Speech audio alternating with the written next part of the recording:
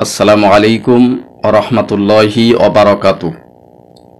প্রাণ রক্ষা পেয়েছে 250 জন হাজী সাহেবের।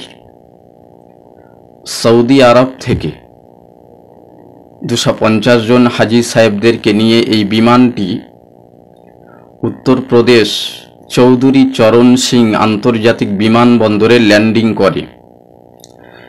এই বিমানটি অবতরণ করার সময় চাকা দিয়ে ধোঁয়া উঠতে দেখতে পাওয়া যায়।